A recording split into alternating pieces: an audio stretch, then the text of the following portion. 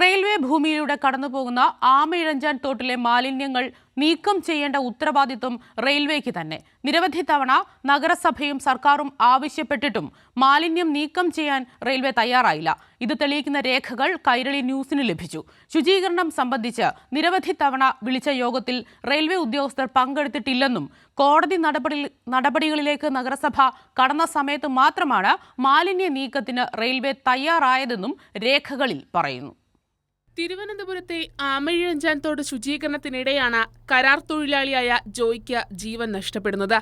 റെയിൽവേയുടെ അധീനതയിലുള്ള സ്ഥലമായിട്ടും അപകടത്തിന്റെയോ തോട് കടന്നുപോകുന്ന റെയിൽവേ ഭൂമിയിലെ മാലിന്യങ്ങളുടെയോ ഉത്തരവാദിത്തം ഏറ്റെടുക്കാൻ റെയിൽവേ ഇതുവരെ തയ്യാറായിട്ടില്ല. തോട്ടിലെ മാലിന്യങ്ങളുടെ ചുമതല നഗരസഭയുടേതെന്നാണ് ADMR-ന്റേതടക്കമുള്ള വാദം. എന്നാൽ റെയിൽവേ ഭൂമിയിലെ മാലിന്യം നീക്കം ചെയ്യേണ്ടത് റെയിൽവേയുടെ മാത്രം ഉത്തരവാദിത്തമാണെന്ന് തെളിയിക്കുകയാണ് ഈ രേഖകൾ.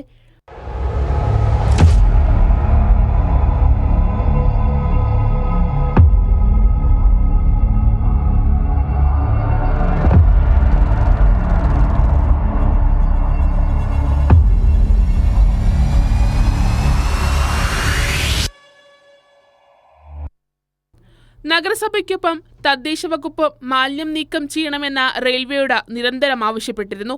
മാലിന്യ സംസ്കരണവുമായി ബന്ധപ്പെട്ട തദ്ദേശ വകുപ്പിന്റെ നേതൃത്വത്തിൽ വിളിച്ച അടിയന്തര യോഗത്തിൽ റെയിൽവേയുടെ ഭാഗത്തു നിന്ന് 2 ജൂനിയർ ഉദ്യോഗസ്ഥർ മാത്രമാണ് പങ്കെടുത്തത്. ഇതു തെളിയിക്കുന്ന രേഖകളും കൈരളി ന്യൂസിന് ലഭിച്ചു. മന്ത്രി MP രാജേഷും ഇതേ കാര്യം വ്യക്തമാക്കിയിട്ടുണ്ട്.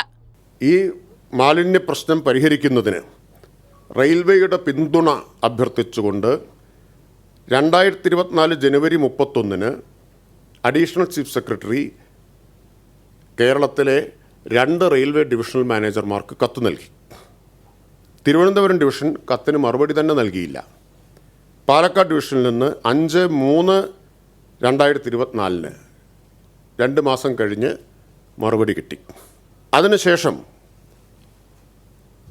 April 1/4/2024 additional chief secretary Sharada Muraleedharan IAS-ന്റെ നേതൃത്വത്തിൽ അധ്യക്ഷതയിൽ 2 റെയിൽവേ ഡിവിഷണൽ മാനേജർമാരെ ആയിട്ട് സംയുക്തമായ യോഗം ചേർന്നു. യോഗത്തിന് അവരെ വിളിച്ചു. പക്ഷെ ഉണ്ടായ അനുഭവം എന്താ? 2 DRM-മാരും ആ യോഗത്തിൽ പങ്കെടുത്തില്ല. പകരം 2 ജൂനിയർ ഓഫീസർമാരെ പറഞ്ഞയക്കുകയാണ് ചെയ്തത്. സീനിയർ IAS ഉദ്യോഗസ്ഥന്മാർ സംസ്ഥാന സർക്കാരിനെ പ്രതിനിധീകരിച്ചപ്പോൾ അഡീഷണൽ ചീഫ് സെക്രട്ടറിയുടെ അധ്യക്ഷതയിൽ ചേർന്ന യോഗത്തിൽ 2 DRM-മാരും പങ്കെടുക്കാൻ തയ്യാറായില്ല എന്ന് ഖേദപൂർവ്വം ഞാൻ പറയട്ടെ. ഒരു തൊഴിലാളിയുടെ ജീവൻ നഷ്ടമായിട്ടും അതിന്റെ ഉത്തരവാദിത്തത്തിൽ നിന്ന് ഒഴിഞ്ഞുമാറുകയാണ് റെയിൽവേ. കൈരളി ന്യൂസ്, തിരുവനന്തപുരം.